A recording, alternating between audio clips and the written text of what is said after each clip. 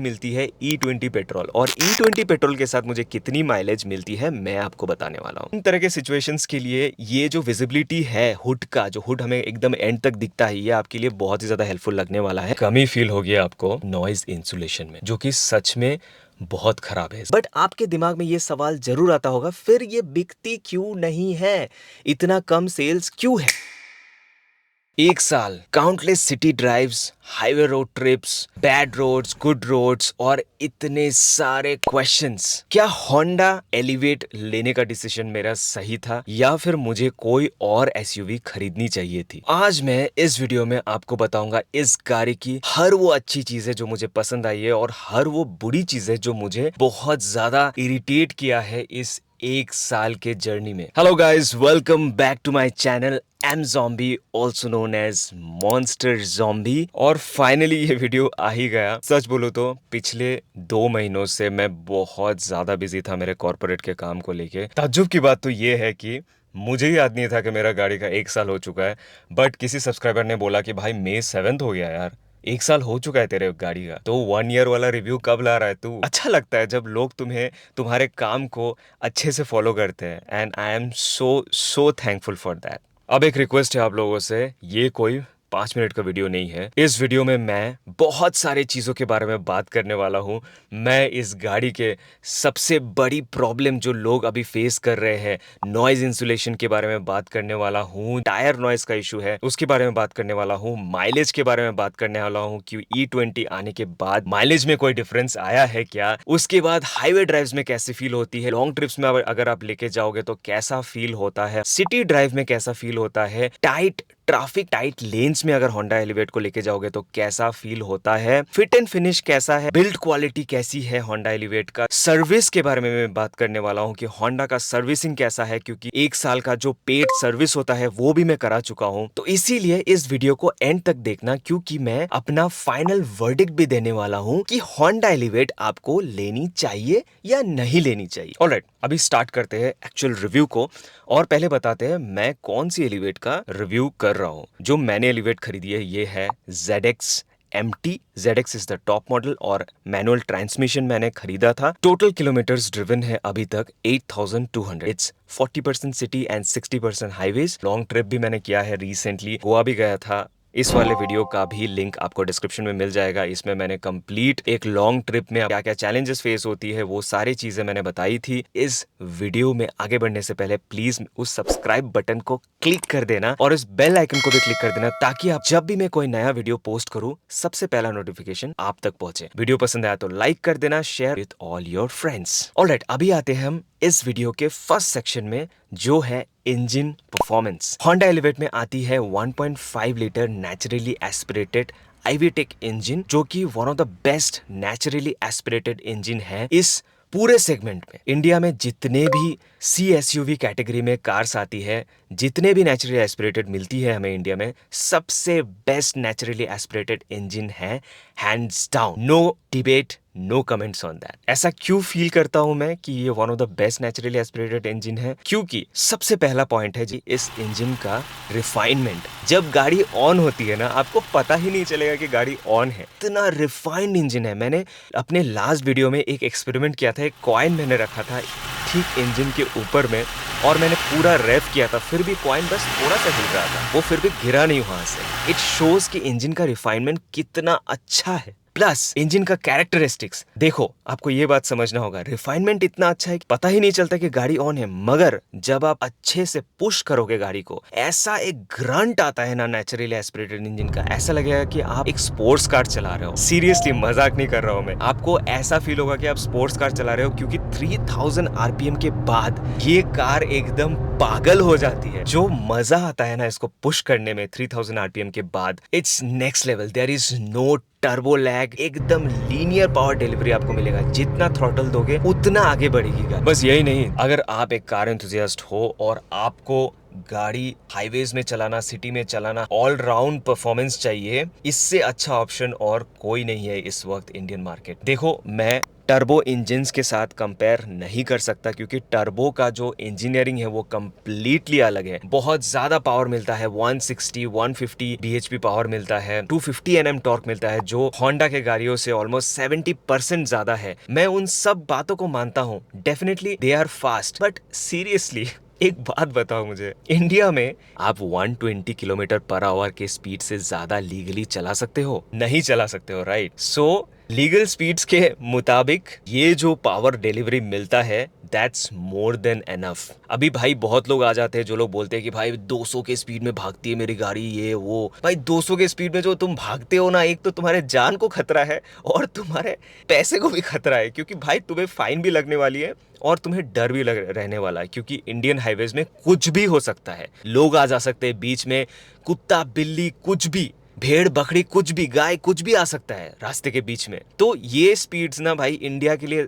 Definitely practical नहीं है। तो एक प्रैक्टिकल स्टैंड पॉइंट से ये इस गाड़ी का परफॉर्मेंस बहुत सही है। मैं तो खुश हूं यार, स्पीड की कमी कभी नहीं लगी है होंडा एलिवेट में, to be very honest. There is a reason why everyone, even the people who hates Honda, उन लोग भी ये चीज मानते हैं कि होंडा के इंजन के जैसा बहुत कम ही है इस दुनिया में जो इस तरीके का रिफाइनमेंट प्रोवाइड करती है। इंजन परफॉर्मेंस के बाद आता हूं मैं इसका गियर बॉक्स के बारे में। मैं मैनुअल ट्रांसमिशन चलाता हूं, तो मैनुअल ट्रांसमिशन के बारे में थोड़ा सा बात करना चाहूंगा। सीवीटी गियर बॉक्स भी मैंने चलाया है, उसके बारे में भी मैं बात करूंगा। इस गाड़ी का गियर बॉक्स भी मुझे बहुत ज्यादा पसंद है। एकदम गन के जैसा लॉक होता है, एकदम ठक ठक ऐसे लॉक होता है। मैंने अपने पुराने वीडियो में भी ये बात बताई है, 1 साल के बाद भी इट्स एग्जैक्टली द सेम। थोड़ा सा नॉची फील होगा अगर आप फर्स्ट टाइम चला रहे हो होंडा की गाड़ी, बट धीरे धीरे जब आप यूज्ड टू हो जाओगे आपको ये बहुत ज्यादा मजा आने वाला है, क्योंकि लूज गियरिंग होता है ना, वैसा नहीं है। बट एक छोटा सा इशू मैंने फेस किया है कि जब मैं फर्स्ट गियर में पुश करता हूँ कभी कभी, तो थोड़ा सा अटकता है वो, इसीलिए क्योंकि जो गियर के बीच में जो गैप है ना वो बहुत कम है। इस गियर बॉक्स का लाइफ भी बहुत अच्छा है, जिंदगी भर चला सकते हो, and it's a proven engine.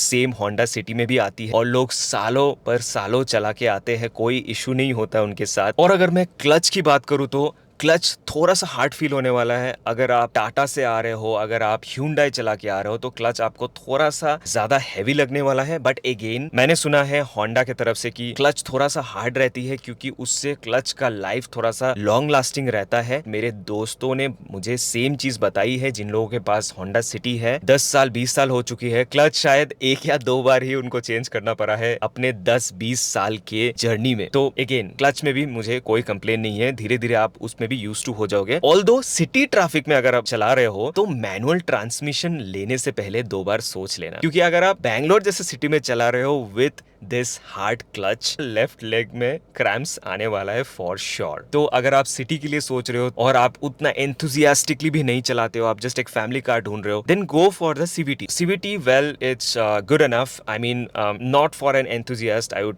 Tell you that, क्योंकि वो मैनुअल ट्रांसमिशन में जो गियर चेंज करके आप फटाक से एक्सेलरेशन ले सकते हो, वो सेम फील आपको सीवीटी में नहीं आने वाला है, to be very honest. But अगर आप सिटी ट्रैफिक में चला रहे हो बहुत ज्यादा, लाइक आपका 70 to 80% ड्राइव सिटी में है, तब मैं आपको एडवाइस करूंगा कि आप सीवीटी पे के लिए जा सकते हो। और अगर आपको रबर बैंड इफेक्ट फील हो रहा है, then learn how to use the paddle shifters. अगर आप पैडल शिफ्टर्स को सही से यूज करना सीख गए तो आपको वो रबर बैंड इफेक्ट भी नहीं आएगा। प्लस हर किसी को पता है कि जितने भी सारे ऑटोमेटिक गियर बॉक्सेस मिलती है हमें पूरे इंडिया में और इस सेगमेंट में, CVT gear box is one of the most reliable one. तो सिटी में अगर बहुत ज्यादा भी चला रहे हो तो आपको कोई इशू नहीं आने वाला है। CVT is proven engineering as well, आपको कोई भी दिक्कत नहीं आने वाली है। हीटिंग का इशू भी नहीं होता है जो आपको डीसीटी गियर बॉक्स में मिल सकती है। हाँ, डीसीटी का जैसा परफॉर्मेंस आपको नहीं मिलेगा सीवीटी में, definitely I would agree to that, but reliability stand point से अगर मैं बात करूं तो सीवीटी आपके लिए एक बेटर चॉइस रहे। अभी बात करते हैं हम सबसे इंपॉर्टेंट पॉइंट के बारे में, वो है इस गाड़ी का माइलेज। पहले मैंने अपने वीडियोस में बताई थी कि मुझे हाईवेज में 18 to 20 का माइलेज मिल जाता था, एक एवरेज मुझे 15 का माइलेज मिल जाता था लॉन्ग ट्रिप्स में, सिटी हाईवेज मिला के, और मुझे सिटी में भी 10 to 12 का माइलेज मिल जाता था, 12 to 14 भी मिल चुका है मुझे सिटी ड्राइव में। मगर ये पूरा स्टोरी अब चेंज हो चुका है। अभी हमें मिलती है E20 पेट्रोल, और E20 पेट्रोल के साथ मुझे कितनी माइलेज मिलती है मैं आपको बताने वाला हूँ। 15 का माइलेज मिलता है मुझे अगर मैं बहुत सीरियसली भी ड्राइव करूँ हाईवेज पे। 15 मैक्स टू मैक्स खींच के आप 18 तक लेके जा सकते। सिटी में मैक्सिमम माइलेज आपको मिल सकता है 12 से आपको एक पॉइंट भी ज्यादा नहीं मिले, बहुत सीरियसली भी चलाओ तो। और बैंगलोर जैसे सिटी ट्रैफिक में तो आपको इम्पॉसिबल। और अगर आप रैश ड्राइविंग करते हो plus bumper to bumper city traffic में चलाते हो तो 8 to 10 आपका एवरेज रहने वाला, उससे ज्यादा आपको नहीं मिले। मैं आप लोगों से झूठ भी नहीं बोलूंगा, क्या कर सकते हैं, अब यही है सच्चाई, अब यही बोलूंगा मैं आपको। Alright, tips to get better mileage I would recommend कि सीरियसली चलाओ। जो एफई मीटर आपको दिखता है ओडोमीटर के नीचे, वहां पे आप 20 to 30 में ही ऑसिलेट करो, ज़्यादा पुश मत करो एक्सीलरेटर को, आपको डेफिनेटली अच्छा माइलेज मिलेगा। और सबसे ज़्यादा जो मैं हमेशा सुनता हूँ और अपने व्यूअर्स को भी बताता हूँ वो ये है कि अगर आप अपना एयर फिल्टर चेंज करोगे, खुद से भी आप क्लीन कर सकते हो अपना एयर फिल्टर, तो शायद आपको और भी बेटर माइलेज मिलेगा।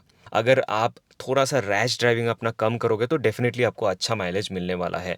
अगर आप एक्सीलरेटर पूरा दबा के रखोगे तो भाई how can you even expect good mileage. Naturally aspirated engine का कैरेक्टरिस्टिक्स यही है, अगर आप सीरियसली चलाते हो तो आपको बहुत अच्छा माइलेज मिलता है, और अगर आप थोड़ा सा भी रफ चलाते हो तो डेफिनेटली आपको कम माइलेज मिलेगा। तो यही है जो है। अभी बढ़ते हैं हम अगले सेगमेंट में जो है ride and handling. Ride quality इस गाड़ी का इतना अच्छा है ना, आपको मैं क्या बताऊं। जो इसका सस्पेंशन है ना बहुत सही है, किसी भी छोटे गड्ढे पॉट होल्स को आप लिटरली फील ही नहीं करोगे, बहुत अच्छा सस्पेंशन है। अगर मैं बताऊं तो इस सेगमेंट में टोयोटा हाईराइडर और ग्रैंड विटारा जो सेम ही प्लेटफॉर्म में बनी और सेम ही कार है, उनका सस्पेंशन मुझे वन ऑफ द बेस्ट लगा है इस पूरे सेगमेंट में। और सेकंड अगर मैं सबसे बेस्ट सस्पेंशन बोलूं तो वो मुझे लगा था डस्टर का। डस्टर का सस्पेंशन और एलिवेट का सस्पेंशन काफी हद तक सिमिलर लगा था मुझे, बट डस्टर और भी अच्छे से हैंडल करती है ऑफ रोड्स को। बट थर्ड में आती है होंडा एलिवेट का सस्पेंशन। बहुत सही सस्पेंशन बनाया है होंडा ने, छोटे मोटे पॉट होल्स खड्डे वड्डे आपको पता चलेगा ही नहीं। इवन बम्पर में भी अगर आप पूरे फुल स्पीड में जाओ तो वो भी बहुत अच्छे से हैंडल करती है होंडा एलिवेट।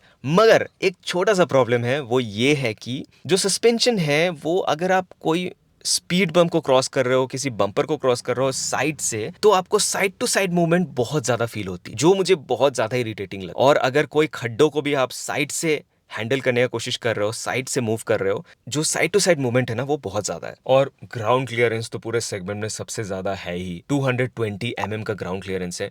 अब कुछ कुछ लोग बोलते हैं कि भाई देख के फील नहीं होता है कि भाई ये 220 mm का ग्राउंड क्लियरेंस है। वो इसीलिए है क्योंकि जो लोएस्ट पॉइंट होता है ना हर गाड़ी का, उसी से ग्राउंड क्लियरेंस नापा जाता है। और एलिवेट का जो लोएस्ट लेवल है वो 220 mm ऊपर है। वो इसीलिए है क्योंकि अगर आप ध्यान दोगे होंडा एलिवेट का जो लोअर बॉडी है, जो उसका बॉटम पार्ट है, अगर आप देखोगे तो एवरीथिंग इज टक्ड इन। कोई भी कुछ भी चीज ऐसा लटका हुआ नहीं है, जैसे कुछ गाड़ियों में आपको दिखता है कि ये लटका हुआ है, वो ऐसा कुछ नहीं, एवरीथिंग इज टक्ड इन और पूरा कवर्ड है एलिवेट का जो लोअर पार्ट है। तो इसीलिए अगर आप थोड़ा मोड़ा ऑफ रोड्स भी करते हो ना तो बहुत सेफ रहता है आपका जो गाड़ी का नीचे का जो पार्ट है, नीचे का जो चैसी है। और ग्राउंड क्लियरेंस भी आपको बहुत ज्यादा हैंडी आने वाला है अगर आप ऑफ रोड्स करते हो और अगर आप पहाड़ी रोड्स में चलाते हो। तो मैं आता हूँ अरुणाचल से, और अगर मैं इस गाड़ी को कभी अरुणाचल लेके गया तो डेफिनेटली एक दो रिवर क्रॉसिंग पे तो लेके जाऊंगा ही मैं इस गाड़ी को। तो उस टाइम पे मैं 100% श्योर हूँ कि कोई इशू नहीं आने वाला, क्योंकि छोटे मोटे पत्थर जो है वो डायरेक्ट कोई भी इंजन पार्ट्स में या फिर नीचे के कोई पार्ट्स में नहीं लगती, क्योंकि एवरीथिंग इज कवर्ड। और ये स्टैंडर्ड है एलिवेट के हर एक वेरिएंट में। हैंडलिंग के बारे में बात करूँ तो हाई स्पीड में आपको बहुत अच्छा कॉन्फिडेंस मिलने वाला है। जो इसका स्टीयरिंग है ना वो थोड़ा सा ज्यादा हैवी है। पूरे सेगमेंट में जितनी भी गाड़ियां चलाओगे सबका स्टीयरिंग थोड़ा सा लाइट आपको फील होगा, बट इसका स्टीयरिंग थोड़ा सा हैवी है, जो नॉर्मल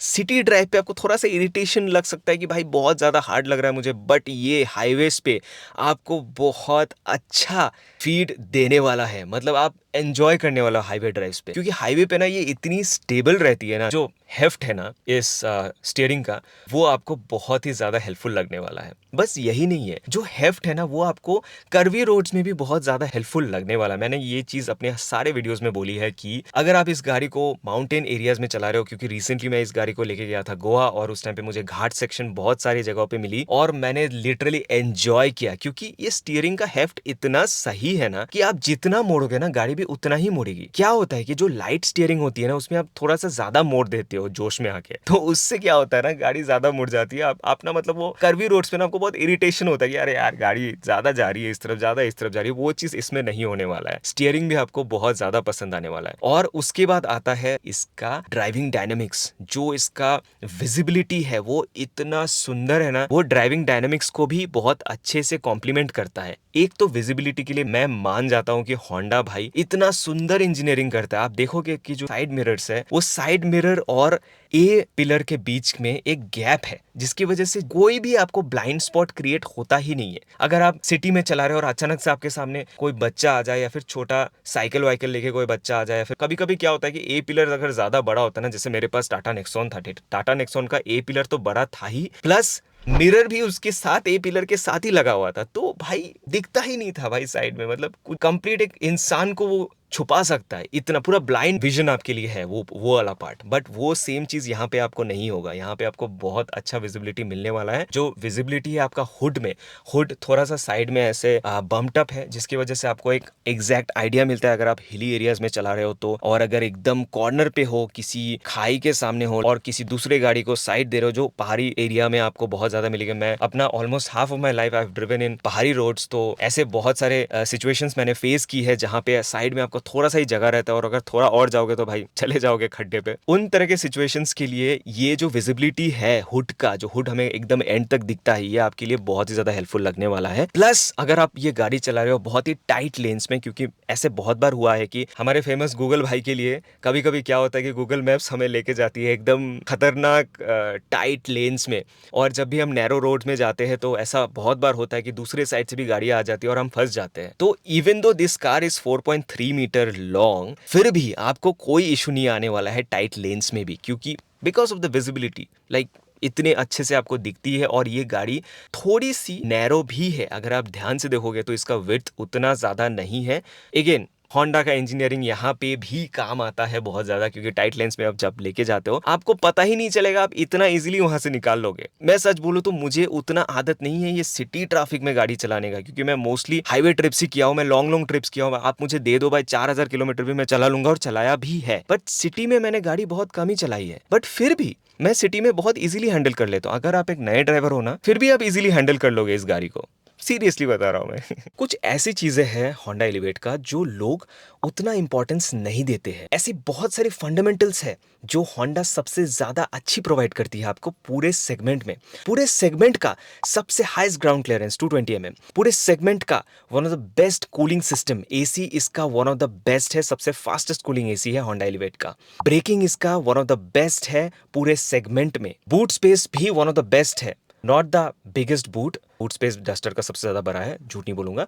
एलिवेट का आप सेकेंड या थर्ड में आ सकता है, फिर भी 458 litres, that's huge man. Leg space भी इसका वन ऑफ द बेस्ट है पूरे सेगमेंट में, और जो सस्पेंशन है वो भी वन ऑफ द बेस्ट है। बेसिक फंडामेंटल्स है उसको होंडा एलिवेट बहुत अच्छे से मीट करती है। बट आपके दिमाग में ये सवाल जरूर आता होगा, फिर ये बिकती क्यों नहीं है, इतना कम सेल्स क्यों है? सेल्स हाई होने का मतलब ये नहीं है कि गाड़ी एकदम टॉप नॉच है। सेल्स हाई होने का मतलब ये है कि जो लोगों को चाहिए वो उनको मिल रही है। और हमारा जो प्रायोरिटी है अभी, मोस्टली हमारा इंडियंस का प्रायोरिटी है, हम सब का प्रायोरिटी है फीचर्स ज्यादा होना। अब ये होंडा एलिवेट बस आप देखोगे कि जो एंथुजियास्ट है, कार एंथुजियास्ट है, वही लोग खरीदते हैं, क्योंकि सबका अपना एक चॉइस होता है, and I am completely fine with that. But आप ये मत सोचो कि अगर सेल्स खराब है तो गाड़ी भी खराब है। गाड़ी में कोई दिक्कत नहीं है, बस हमारा प्रायोरिटीज अलग है। होंडा एलिवेट का जो सेल्स फिगर्स है अगर आप देखोगे तो वो उतना ज्यादा कंपिटिटिव नहीं है दूसरे गाड़ियों के साथ जो इस सेगमेंट में है, बट आपको जो फंडामेंटल्स है वो बेस्ट प्रोवाइड करती है होंडा एलिवेट। हर एक इलेक्ट्रॉनिक पार्ट्स का जो क्वालिटी दिया हुआ है, जो क्वालिटी का जो कंसिस्टेंसी है, ऐसा आपको इस पूरे सेगमेंट में किसी भी गाड़ी में नहीं मिलेगा फॉर श्योर। मैं आपको इसीलिए बता रहा हूं क्योंकि मैं खुद बहुत सारी गाड़ियां टेस्ट ड्राइव कर चुका हूं और बहुत सारी गाड़ियां चलाता हूं। मैंने डस्टर चलाया है रिसेंटली, डस्टर का रिव्यू भी आपने देखा ही होगा, ये वाली। टाटा सियरा भी रिसेंटली चलाया है, उसका मैंने रिव्यू अभी तक बनाया नहीं, बट जल्दी बनाऊंगा। उसके बाद मैंने ताइगुन चलाया है, ताइगुन का वीडियो नहीं बनाया था मैंने, क्रेटा चलाया है, क्रेटा का वीडियो भी ये बनाया था मैंने, क्रेटा एनलाइन भी चलाया है मैंने, हाईराइडर भी मैं चला चुका हूँ। इन सब गाड़ियों को चलाने के बाद भी जब भी मैं अपना एलिवेट को हाईवे में लेके निकलता हूँ या फिर सिटी में ड्राइव करता हूँ, every time I fall in love with this car. There must be a reason why. इसीलिए मैं बोलता हूँ, जिन लोगों को फंडामेंटल्स की कदर है, जिन लोगों को इंजीनियरिंग की कदर है, जिन लोगों को परफॉर्मेंस का कदर है, they will definitely go with this Honda elevate. और अगर आप मेरा ये बात बिलीव नहीं कर रहे हो, then I will suggest you to please go for a test drive. एक बार नहीं, दो बार नहीं, तीन चार बार आप टेस्ट ड्राइव लो, आपको पता चलेगा कि इतना ज़्यादा वो फंडामेंटल्स का जो डिफरेंस है, जो पॉइंट्स मैंने यहाँ पे बताई है, विजिबिलिटी का, स्टीयरिंग फीडबैक का, सस्पेंशन का, वो सब चीज़ें जब आपको दिखेगी, जब आप चलाओगे, तो आपको ये गाड़ी सबसे ज़्यादा पसंद आने वाली है। हमारे यहाँ पे सबसे ज़्यादा प्रॉब्लम यही होता है कि हम टेस्ट ड्राइव लेने से पहले ही गाड़ी को जज कर बैठते हैं, और यही होता है। मैंने बहुत सारे व्यूअर्स को देखा है जब मुझे पूछने आते हैं कि भाई ये कौन सी गाड़ी मुझे खरीदनी चाहिए, मुझे टाटा सियरा बहुत पसंद आ रहा है भाई, इतने सारे फीचर्स है, मुझे बहुत मजा आ रहा है वो गाड़ी को देख के। भाई बस एड्स देख के गाड़ी मत खरीदो, अभी भी टाइम है, टेस्ट ड्राइव्स लो, सीरियसली जाओ टेस्ट ड्राइव के लिए, 3 बार 4 बार टेस्ट ड्राइव लो, तब जाके डिसाइड करो कौन सी गाड़ी आपको लेनी है, because this is your hard earned money, not mine. ये आपका मेहनत का पैसा है, बाद में जाके गाड़ी खरीदने के बाद कोई भी रिग्रेट आपको नहीं रहना चाहिए। अब अगर मैं बात करूँ सेफ्टी रेटिंग का, तो होंडा एलिवेट भी 5 स्टार रेटेड कार है, वो भी जे.एन.कैप में। जे.एन.कैप आप सबको अगर पता होगा तो बहुत ही एक्सट्रीम टेस्ट करते हैं उन लोग, और जे.एन.कैप में अगर 5 स्टार रेटिंग मिल रही है तो इजीली ग्लोबल एनकैप में भी ये कार 5 स्टार रेटेड मिलके दिखाएगी। बट अभी तक ग्लोबल एनकैप नहीं हुआ है, जे.एन.कैप में 5 स्टार रेटिंग मिला है होंडा एलिवेट को। बट यहाँ पे आता है कैच। मेरे हिसाब से सेफ्टी बस क्रैश टेस्ट से पता नहीं चलता है, क्रैश टेस्ट भी इंपॉर्टेंट है, उससे गाड़ी का जो शेल है, उसका जो बिल्ड क्वालिटी है, उसका पता चलता है आपको कि हाँ अगर कुछ इम्पैक्ट हुआ तो आप कितने हद तक, कितने पॉसिबिलिटी तक आप सेफ रहोगे, राइट। ये तो एक फैक्टर बहुत ही इंपॉर्टेंट है, और मैं भी क्रैश टेस्ट को बहुत सीरियसली लेता हूँ। 5 स्टार रेटिंग गाड़ी इस अभी के दुनिया में होना ही चाहिए, क्योंकि ऐसे ऐसे एक्सीडेंट्स हम देखते हैं हर जगह हर दिन। बट उसके साथ भी गाड़ी का रिलायबिलिटी भी बहुत ज़्यादा इंपॉर्टेंट है। मैं आपको एक छोटा सा एग्जांपल देना चाहता हूँ। आप सोचो, ऐसी गाड़ी जो बहुत फ्रीक्वेंटली ब्रेकडाउन होती है, उस कार को लेके अगर आप रात के 2 बजे 3 बजे किसी इमरजेंसी से निकले हो, और बीच हाईवे में रात के 2 बजे 3 बजे अगर आपकी गाड़ी बीच हाईवे में रुक जाए, तो क्या आप सेफ हो? नहीं सेफ हो, right. So it's not just about the 5 star rating that you have to see the car's reliability as well। गाड़ी का जो इलेक्ट्रॉनिक्स है, गाड़ी का जो इंजन के पार्ट्स है, वो कितने रिलायबल है, वो भी आपको देखना बहुत ज़्यादा ज़रूरी है। It's as important as seeing the safety rating and seeing the crash test score। Alright, मेरे हिसाब से आजकल बहुत सारे ऐसे स्टोरीज सुनता हूँ जहाँ पे कि जो नई गाड़ियाँ आ रही है, स्पेशली जो हमारे इंडियन मैन्युफैक्चर्ड कार्स, वो बहुत ही फ्रीक्वेंटली रास्ते के बीच में रुक जाती है, इश्यूज आने लग जाता है, फ्यूल इंजेक्टर में इशू आ रहा है, कुछ ना कुछ उनका इलेक्ट्रॉनिक इश्यूज आ रहा है, गाड़ी स्टार्ट ही नहीं हो रही है, बहुत कुछ इश्यूज आ रहा है। तो क्या आपको लगता है कि 5 स्टार रेटिंग मिलके भी क्या वो कार सेफ है? नहीं। उस हिसाब से भी होंडा यहाँ पे जीत जाती है, क्योंकि होंडा एक बहुत ही रिलायबल प्रोडक्ट बनाती है। अभी मैं एग्जैक्टली बताऊँ तो 1 साल 2 महीने हो चुके हैं मेरे इस गाड़ी के साथ, और अभी तक मुझे एक भी ऐसा कोई इंस्टेंस नहीं लगा है कि कोई इलेक्ट्रॉनिक फेलियर हुआ है, या फिर कोई एरर आ गया है, अचानक से इलेक्ट्रिकल इश्यूज हो रहा है, या फिर गाड़ी स्टार्ट नहीं हो रही है। मतलब एवरी टाइम, लाइक अगर मैं 1-2 हफ्ते 3 हफ्ते के लिए भी अगर गाड़ी छोड़ दूं, अचानक से आके स्टार्ट करूं तो स्टार्ट हो जाती है, कोई इशू नहीं होता है। इंफोटेनमेंट का भी कोई ग्लिच नहीं, कोई भी इंस्ट्रूमेंट क्लस्टर में भी कोई ग्लिच नहीं, एग्जैक्टली वही इंफॉर्मेशन देगा जो आपको चाहिए। सो ये सब चीज़ें इंपॉर्टेंट है, आप समझ रहे हो ना। अगर आप एक गाड़ी खरीद रहे हो 20 लाख 30 लाख देके, और अचानक से अगर वो गाड़ी ब्रेक डाउन हो जाए, तो आप फीचर्स का क्या करोगे, राइट। फीचर्स का क्या फायदा फिर? 5 स्टार रेटिंग, अच्छा क्रैश टेस्ट का स्कोर, उससे क्या करोगे आप? समझ रहे हो ना। इसीलिए क्वालिटी कंसिस्टेंसी इसीलिए बहुत ज्यादा इंपॉर्टेंट फैक्टर है जो आपको होंडा में मिलता है। अभी बात करते हैं हम इस गाड़ी का कंफर्ट और केबिन स्पेस के बारे में। तो 1 साल में मैंने बहुत सारे ट्रिप्स किए हैं, ये गाड़ी पूरा full, like with 5 people I have driven to the nearest hill station of Bangalore. Chikmagaluru भी गया हूँ मैं और बहुत ही गंदे रास्तों से भी गया हूँ मैं। लिटरली बताऊँ, गाड़ी में बस मैं ही नहीं सो रहा था, बाकी सब लोग सो रहे थे। ऑब्वियसली मैं अगर सो जाऊँ तो भाई अभी मैं ये वीडियो नहीं बना रहा होता शायद, but I was the only one who was not sleeping. Everyone else in the car was sleeping because it is that comfortable. जो सेकेंड रो का कंफर्ट है ना इस सेगमेंट में, वन ऑफ द बेस्ट है, सीरियसली टेलिंग। ऑल्दो मिडिल रो passenger के लिए थोड़ा सा मतलब थोड़ा मैनेज करना पड़ेगा आपको, क्योंकि थोड़ा सा वो बल्ज्ड है। अगर वो बल्ज कम होता तो मुझे लगता है कि कंफर्ट और भी ज्यादा हो सकता था 3 लोगों के लिए। बट मैं बोलूंगा कि this car is a 4 seater car, क्योंकि middle row I won't say it is comfortable. मैंने जितने बार भी ट्रैवल किए हैं 5 लोगों के साथ, उन लोग ने कभी कोई कंप्लेन नहीं किया। बट पर्सनली अगर मुझे मिडिल रो में बैठने को बोले कोई, तो I won't feel comfortable, to be very honest, क्योंकि वो थोड़ा सा बल्ज्ड है और जो लेग का जो एरिया है मिडिल रो के लिए वो भी बहुत कम है। मिडिल पैसेंजर के लिए जो हेडरेस्ट भी दिया हुआ है, बट फिर भी इट्स नॉट कंफर्टेबल। और जो हैंड रेस्ट दिया हुआ है इट्स ऑल्सो वेरी लूज। मतलब मुझे पता नहीं है क्या है यार, होंडा सिटी में भी ऐसा है, होंडा एलिवेट में भी ऐसा है यार। फिक्स्ड आर्मरेस्ट लाओ यार, व्हाट इज दिस।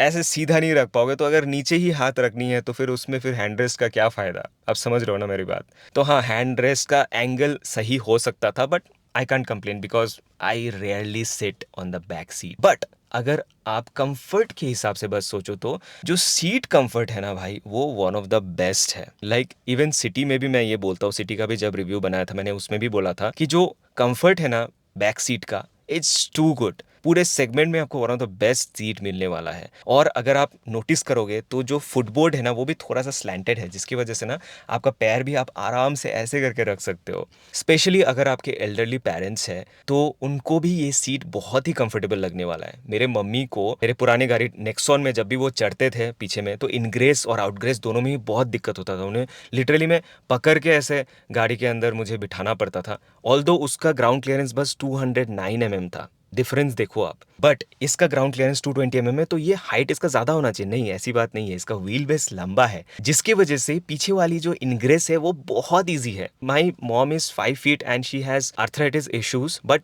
फिर भी उनको कोई भी दिक्कत नहीं होता इस गाड़ी में, इनग्रेस आउटग्रेस दोनों में ही। तो अगर आपके एल्डरली पेरेंट्स और आप उनके लिए ही सोच के ये गाड़ी खरीद रहे हो तो बहुत अच्छा एक ऑप्शन रहने वाला है। कंफर्ट का बात अगर मैं कर रहा हूँ तो फ्रंट सीट भी बहुत अच्छा है। Although under Thai support better हो सकता था। तो मेरा हाइट 5'8" है, उतना मुझे इशू नहीं होता है अंडर थाई सपोर्ट। बट अगर आप 5'8" से ज्यादा लंबे हो तो हाँ, थोड़ा सा इशू हो सकता है। अंडर थाई सपोर्ट अगर मैं इस सेगमेंट में कंपेयर करूँ तो सेल्टोस में, डस्टर में, ऑब्वियसली क्रेटा में आपको बेटर अंडर थाई सपोर्ट मिल जाएगा। और एक जो कंप्लेन है जो मुझे बहुत लोग करते हैं वो ये है कि भाई वेंटिलेटेड सीट्स नहीं मिलती है इवन टॉप मॉडल में भी। ट्रू, वेंटिलेटेड सीट्स नहीं मिलती है इवन टॉप मॉडल में भी। टू बी वेरी ऑनेस्ट, 1 साल में मुझे कभी भी वेंटिलेटेड सीट्स का जरूरत नहीं पड़ा, क्योंकि होंडा का जो एसी है ना भाई, it's one of the best and the fastest cooling AC in this entire segment.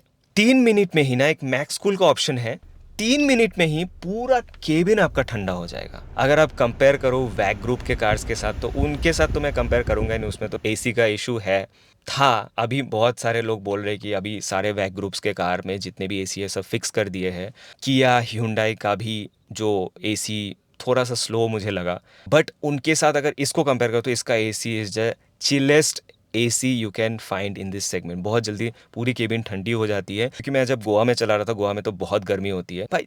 3 से 4 मिनट में भाई, सीरियसली 3 से 4 मिनट में पूरा केबिन ठंडा हो जाता। तो कंफर्ट वहां से आपको मिल जाएगा। हाँ, सच बोलूँ तो किसी किसी लोगों को वेंटिलेटेड सीट्स का जरूरत पड़ सकता है। बहुत लोग, देखो, it's a good feature to be very honest. तो अगर वो फेसलिफ्ट में, जो कि अभी आने वाली है एंड ऑफ द ईयर, अगर फेसलिफ्ट में प्रोवाइड कर दे होंडा तो वो बहुत अच्छी न्यूज़ है। बट मेरे लिए पर्सनली अगर ना भी मिले तो भी मुझे कोई फर्क नहीं पड़ा। But Honda should bring it, because या कस्टमर डिमांड तो है और पूरे सेगमेंट में हर कोई प्रोवाइड कर, तो yes, Honda should definitely bring it. अभी केबिन कंफर्ट में ना एक सबसे बड़ा फैक्टर आता है, वो ये है कि नॉइज इंसुलेशन। बहुत लोग बोलते हैं कि एनवीएच है, एनवीएच नहीं है, वीएच नहीं है, वाइब्रेशन और हार्शनेस नहीं, बहुत स्मूथ इंजन। कमी फील होगी आपको नॉइज इंसुलेशन में, जो कि सच में बहुत खराब है। क्यों मैं ऐसा बोल रहा हूँ? क्योंकि ये बस इंजन का साउंड अंदर आ रहा है, ये प्रॉब्लम नहीं है। इंजन का साउंड जो आता है वो तो मुझे बहुत मजा आता है भाई, एकदम स्पोर्ट्स कार वाला फील आता है, ठीक है ना। मुझे प्रॉब्लम होता है जब मैं ट्रैफिक में होता हूँ और बाहर मेरे साइड में अगर कोई भी बाइक में है, अगर कोई दूसरे गाड़ी में, वहां पे क्या बात कर रहा है वो भी मुझे सुनाई देता है। म्यूजिक अगर चलाओ तो भी सुनाई देता। तो नॉइज इंसुलेशन का प्रॉब्लम तो है, बी वेरी ऑनेस्ट। उस पे भी बहुत लोगों ने काम किया है, because this same car is sold in Japan as well, और जापान में बहुत लोगों ने वो बिडिंग एक्स्ट्रा डाल के नॉइज इंसुलेशन का प्रॉब्लम ठीक किया है। इवन बहुत लोग बोलते हैं कि टायर नॉइज भी आता है। Yes, that is true, tyre noise भी है इस गाड़ी में, बहुत ज्यादा आता है। साइलेंट टायर्स लगाओगे तो शायद वो इशू नहीं होगा, क्योंकि मैंने भी ऑब्जर्व किया कि 100 के स्पीड के बाद टायर नॉइज बहुत ज्यादा। तो येस, वो सारी चीजें आपको ध्यान में रखनी है। अगर वो बहुत ज्यादा इरिटेटिंग लग रहा है आपको, then look for other option. मैं तो यही बोलता हूँ हर किसी को, अरे जबरदस्ती मत खरीदो। बट अगर वो प्रायोरिटी नहीं है, बिकॉज मेरे लिए वो प्रायोरिटी नहीं है। मैं सिटी में बहुत कम ही चलाता हूँ, और अगर जब भी चलाता हूँ तो मतलब अगर साउंड आ भी रहा है तो मुझे उतना मैटर नहीं करता है। मैं गाड़ी जब चलाता हूँ, मैं गाड़ी के साथ कनेक्टेड फील होके गाड़ी चलाना, मुझे वो गाड़ी में बैठ के किसी और के साथ बात करना, फिर फोन कॉल्स लेना, मैं ये सब नहीं करता हूँ। तो मेरे लिए वो प्रायोरिटी नहीं है। बट अगर आपके लिए वो प्रायोरिटी है, then you can look for other option. और if you really want this car, you can get this car and get the things fixed, because this is something you can fix. Engine का problem है, steering का problem है, gearbox का problem है, वो सब आप फिक्स नहीं कर सकते हो जो अच्छी मिलती है इस गाड़ी में। ये जो नॉइज इंसुलेशन का प्रॉब्लम है, ये आप फिक्स कर सकते हो। सो The choice is yours. Anyways, आगे बढ़ते हैं इस वीडियो में। And again, I would like to say the same thing. ये जो भी वीडियोस मैं बनाता हूँ, जो भी इन्फॉर्मेशन मैं आपके लिए लाता हूँ, मुझे बहुत कम टाइम मिलता है वीडियोस बनाने के लिए। मैं एक IT जॉब भी करता हूँ, तो प्लीज इस वीडियो को लाइक कर देना अगर आपको पसंद आया, कमेंट कर देना अगर आपको कोई भी क्वेश्चंस है, और प्लीज सब्सक्राइब जरूर करना मेरे इस चैनल को, क्योंकि मुझे आप लोगों के सपोर्ट का बहुत ज्यादा जरूरत है। Without that I don't think I can do this again and again, क्योंकि सब्सक्राइबर मुझे बहुत कम मिले हैं। जितने मैंने वीडियोस बनाए हैं बहुत ही कम हैं। तो प्लीज़ उस सब्सक्राइब बटन को दबा दो यार, और मुझे और सब्सक्राइबर्स ला दो। Sorry for that. एनीवेज, आगे बढ़ते हैं इस वीडियो में। बहुत लोग मुझे पूछते हैं कि वो रैटलिंग नॉइज आता है क्या, केबिन में रैटलिंग, डैशबोर्ड का रैटलिंग नॉइज आता है क्या? नहीं, कोई भी रैटलिंग नॉइज नहीं आता है। फिट एंड फिनिश बहुत सही है। और केबिन के साथ अगर मैं केबिन के लुक के बारे में बात करूं, जब अगर आप एक एंथुजियास्ट हो और अगर आप ड्राइविंग करना पसंद करते हो, तो सबसे ज्यादा अट्रैक्टिव आपको लगने वाला है वो है जो इसके राउंड डायल्स है, वो आपको सबसे ज्यादा पसंद आने वाला है। आजकल के जमाने में कहाँ मिलता है आपको राउंड डायल्स यार। मतलब this is the best combination between the modern world and the old rustic steering and the instrument cluster. It's the best looking instrument cluster in this entire segment. Debate with me if you want to in the comment section, but this is the best looking steering and the best looking instrument cluster in this entire segment. बहुत कम distraction के साथ आपको सारा information दे देता है इसके instrument cluster में। Although instrument cluster से मुझे एक बात याद आया, वो मुझे बहुत ही ज्यादा इरिटेटिंग लगता है ना। आई रियली होप कि होंडा इस चेंज को लाए अपने नए फेसलिफ्ट में। वो ये है कि जो एडास का फीचर है ना, उसके लिए मुझे बार बार सेटिंग्स में जाके मुझे चेंज करना पड़ता है, क्योंकि CMBS ऑफ करने का कोई फिजिकल बटन नहीं, उसे मुझे सेटिंग्स में जाके चेंज करना पड़ता है, जो कि बहुत ही इरिटेटिंग है टॉप मॉडल में। अगर आप टॉप मॉडल नहीं ले रहे हो तब तो कोई दिक्कत, बट अगर टॉप मॉडल ले रहे हो तो ये बहुत ही एक इरिटेटिंग आपको फीचर लगने वाला है, क्योंकि बार बार आपको सेटिंग्स में जाके चेंज करना पड़ेगा। क्योंकि सिटी में, और अगर बैंगलोर के जैसे टाइट ट्रैफिक वाले सिटी में, तो आप CMBS ऑन करके चला ही नहीं सकते हो। किस वक्त आपके सामने से ट्वी करके एक जोमेटो वाला क्रॉस कर जाएगा और अचानक से आपका सारे ब्रेक्स जैम हो जाएंगे, आप समझ ही नहीं पाओगे। आपकी गाड़ी में तो एडास है, बट पीछे से जो वो ऑटो वाला आ रहा है, उसके ऑटो में तो एडास नहीं है ना भाई, वो तो आपको ठोक देगा पीछे से। तो हाँ, ये CMBS ऑफ वाला चीज मुझे थोड़ा सा इरिटेटिंग लगा है।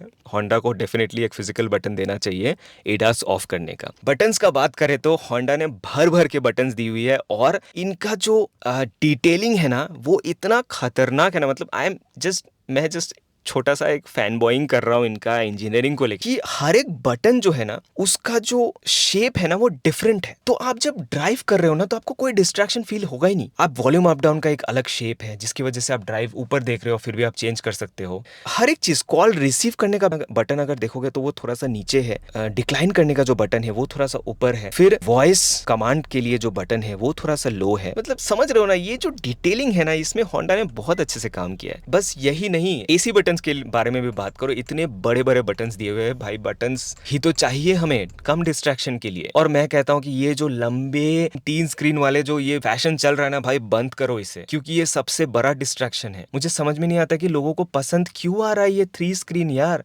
It's a big time distraction for you when you are driving, but again choice is yours, अगर आपको पसंद है तो पसंद है।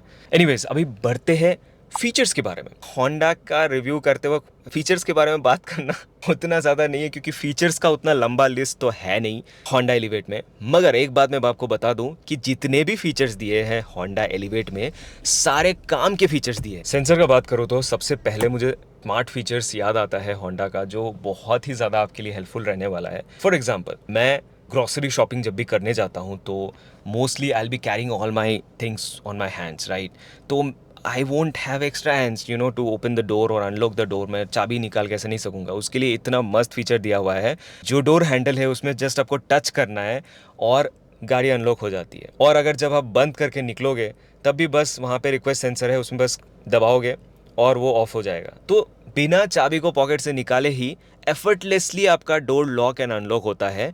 प्लस ये और एक बात है जो सबसे ज़्यादा ज़रूरी है, जस्ट फीचर्स दे दिया तो काम ख़त्म, ऐसा नहीं, फीचर्स काम भी आना होता है। आई कैन एश्योर यू कि जितने भी फीचर्स होंडा देती है ना, सब काम करेंगे फॉर द नेक्स्ट 10 ईयर्स बिना आपको निराश किए। क्योंकि सीरियसली इस 1 साल में मैं बहुत बार ये दरवाज़ा खुला बंद ऐसे किया हूँ, क्योंकि अगर मैं गाड़ी चलाता भी नहीं हूँ, मैं हर रोज़ गाड़ी को स्टार्ट करता हूँ, कुछ चेक करता हूँ कि ठीक है कि नहीं, इंजन विंजन चेक करता हूँ, ठीक है। हर दिन मैं गाड़ी अपना नीचे आके पार्किंग लॉट में चेक करता हूँ और हर दिन मैं दरवाज़ा खोलता हूँ। Seriously for this entire 365 days आज तक एक बार भी उस सेंसर ने मुझे धोखा नहीं दिया है। Every time I have put my hand on that, unlock हुआ है।